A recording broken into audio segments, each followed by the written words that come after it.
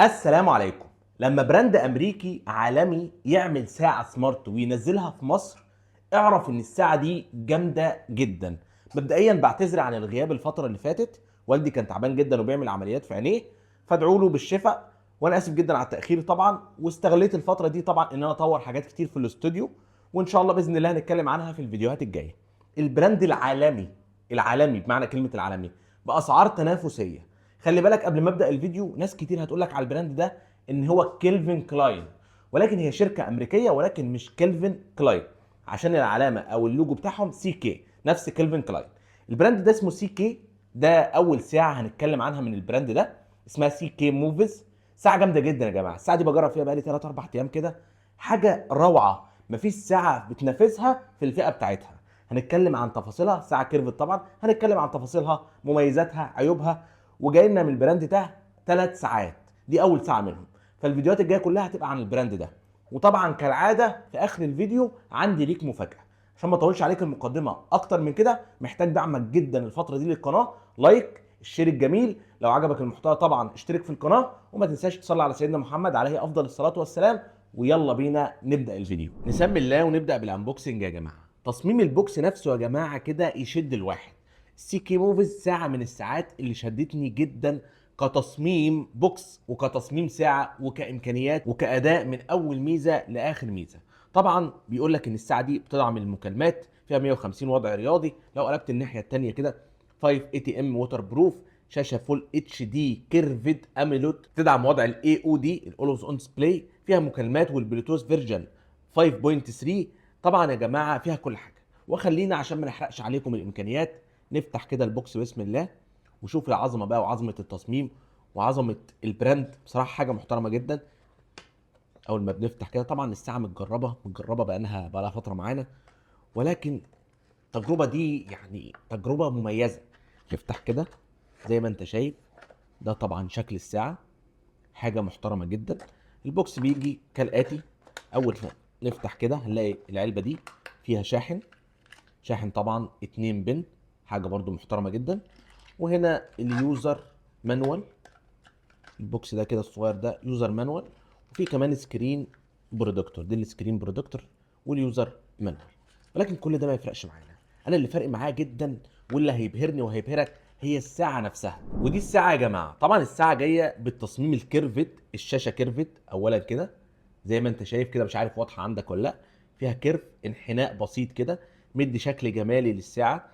في الناحيه اليمين عندك السكرول مكتوب عليه سي كي، وعندك زرار تحت السكرول، وعندك مايك وفتحه تهويه، وعندك في الظهر السنسورات، وعندك كمان الناحيه الثانيه السبيكر، وستراب جلد شكله حلو قوي قوي. الساعه لما تلبسها في ايدك تحس بفخامه بصراحه كده، شكلها حلو جدا في الايد زي ما انت شايف. عندك برضو 4 5 خلفيات كويسين جدا. الشكل اللي انت شايفه ده تقدر تبدل بينهم. الخلفيه دي كمان كده بتغير الوان، شكلها حلو قوي. عندك اولوز اون ديسبلاي عقارب وارقام، ده الاولوز اون ديسبلاي ارقام، والاولوز اون ديسبلاي عقارب هوريه لك بعد شويه. عندك كمان لما بتدوس على الزرار ده بيدخلك في التطبيقات، ولما بتسحب من فوق بيجيب لك الشورت منيو اللي فيها معظم الحاجات المهمه، زي وضع توفير الطاقه، السطوع بتاع الساعه، احنا ممكن نعلي السطوع عن كده، طبعا ده نص السطوع اصلا يا جماعه. عندك المكالمات، تمام، هنا تظبط المكالمات زي ما انت عايز، نتكلم عنها دلوقتي. عندك الاعدادات، عندك كل حاجه مهمه هنا. وتسحب كده كمان وضع الصامت، وضع الاولوزون ديسبلاي. صراحه سوفت وير محترم جدا. وكمان لما بتسحب من تحت كده بيجيب لك الاشعارات، النوتيفيكيشنز.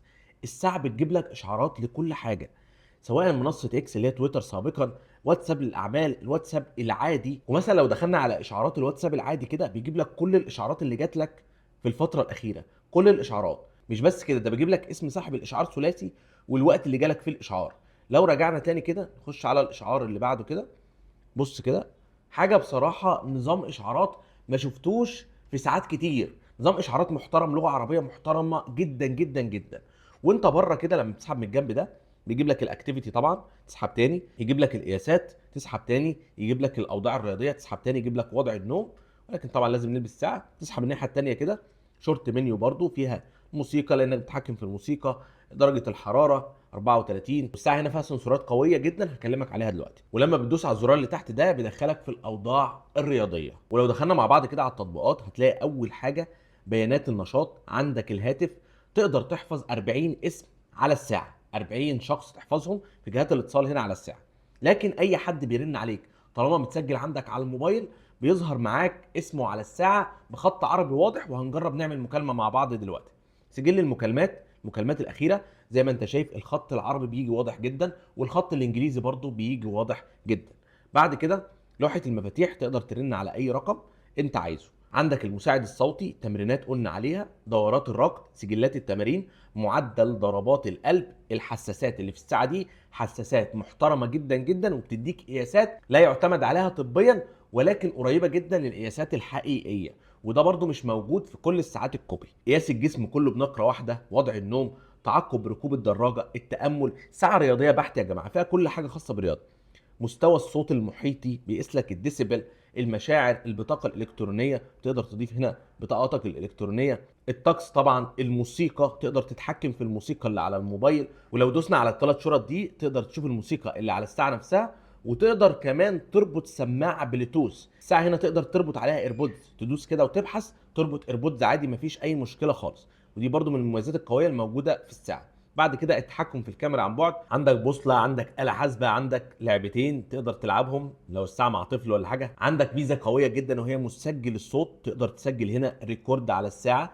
لو انت في محاضره، لو انت في اي حاجه، تقدر تسجل ريكوردات على الساعه بشكل احترافي وبمايك محترم جدا جدا. يعني الشويه اللي احنا اتكلمناهم دول مثلا احنا سجلناهم. لو دوسنا ايقاف كده حفظ، ده التسجيل اهوت، اسمع معايا. كده تديك وقت على الساعة. لو حضرة أو أي حاجة تقدر تقدر على الساعة بشكل احترافي لايف محترم جدا جدا.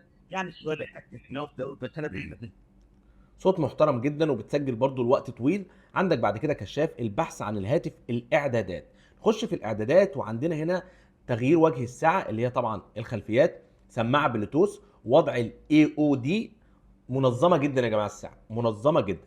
بص كده، ده وضع اي او دي، ده وضع اللي هو الاورسون ديسبلاي، ده وضع، ده وضع، وعندك وضع العقارب ده ووضع العقارب ده. شويه اوضاع او 5 اوضاع محترمين جدا. بعد كده الصوت والاهتزازات، وضع الصامت، قم بالتغطيه لكتم الصوت، لو حد بيرن عليك تعمل كده تكتم الصوت. بس التمرينات يعني يقول لك قوم اقف في التمرينات يعني الرياضيه والحاجات اللي زي كده. نغمه الرنين، هنا يا جماعه تقدر تغير نغمه الرنين للساعه، تختار من النغمات دي. بص كده، ميزه قويه جدا، ميزه قويه جدا يا جماعه. نغمه الرسائل حتى تقدر تختار نغمه الرسائل. انا اعمل النغمه دي مثلا، بص النغمه دي، بص كده، دي عجباني انا عملتها. ترجع تاني كده بقى، عندك العرض والسطوع بقى. السطوع بتاع الساعه، وقت تشغيل الشاشه لحد 20 ثانيه معاك، الرفع للتنشيط، تنشيط الساعه، حاجات كلها خاصه بالسطوع يعني. عرض التطبيقات، تقدر تظبط من بره ازاي تعرض التطبيقات بتاعه الساعه نفسها.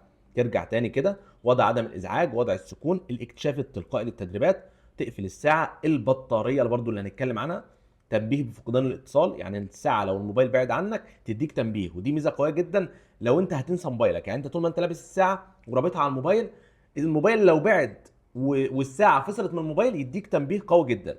عندك هنا النظام، الاقتران بهاتف جديد مثلا، ايقاف التشغيل، اعاده الضبط. عندك تعليمات، تمام، عندك تعليمات دي اللي هي الابلكيشنز نفسه. عندك حول الساعه. وقبل ما ادخل لك بقى في الحاجات اللي عجبتني جدا والمميزات والعيوب، ما كلمتكش عن البطاريه. البطاريه 300 ملي امبير، بطاريه جامده جدا. البطاريه دلوقتي معايا 82%. كانت الصبح اول ما صحيت من النوم كانت 100%، كنت شاحنها 100%. طبعا بجرب وبصور وبعمل حاجات كتير، ولكن برضو استخدام متوسط مايل للخفيف، مش استخدام شديد. فالبطارية لو احنا اعتبرنا الاستخدام بتاعك متوسط هتقعد معاك من 4 ل6 ايام، وده رقم محترم جدا. تعالى بقى كده ندخل في الحاجات الاساسية يا معلم. ايه اكتر حاجة عجباني في الساعة دي؟ بص، اكتر حاجه عجباني في الساعه دي هو السوفت وير الخاص بشركه سي كي. مش سوفت وير صيني، لا، سوفت وير ابلكيشن محترم فيه كل حاجه تفصيليه، بتدعم اللغه العربيه بشكل واضح وصريح. السوفت وير بتاعها تنقل بين القوائم سلس جدا، سهل وبسيط كده، من الاخر كده السهل الممتنع. كل حاجه واضحه وصريحه قدامك، وقصه انك تسجل عليها صوتيات لان فيها ذاكره داخليه، وقصه كمان انك تغير نغمات الرنين، وقصه كمان اوضاع الاورسون ديسبلاي جامده جدا، والخلفيات المدعومه بشكل كامل على الابلكيشن بتاعها، خلفيات ببلاش. دي كلها حاجات عجبتني جدا في الساعه. وتعالى بقى اكلمك عن الشاشه الاموليد. شاشه اموليد بسطوع محترم جدا جدا، بتصميم رائع. الكيرفد اللي فيها كده، فيها انحناء كده بسيط كده، مدي شكل جمالي جدا للساعه. وكمان الساعه بتدعم اوضاع كتير في الاولوز اون ديسبلاي، ارقام وعقارب. وكمان التاتش بتاعها سريع جدا جدا. وتشبع الالوان طبعا مش محتاج اتكلم عنه، لان الساعه باينه قدامكم او الصوره بتتكلم عن نفسها. الشاشه دي بتردد 60 هرتز. المكالمات ابهرتني يا جماعه، صوت نقي جدا، صوت المايك حلو قوي وشفتوه في التسجيل. وكمان بتظهر اسم المتصل بشكل كامل، انا وريتك برضو وانا بشرح لك القوائم. وكمان بتقدر تضيف عليها 40 اسم، وده رقم حلو جدا. ولكن اي حد بيرن عليك بيظهر الاسم بتاعه من خلال الساعه. زي ما انت سامع ده صوت الرنه، اسمع تاني كده.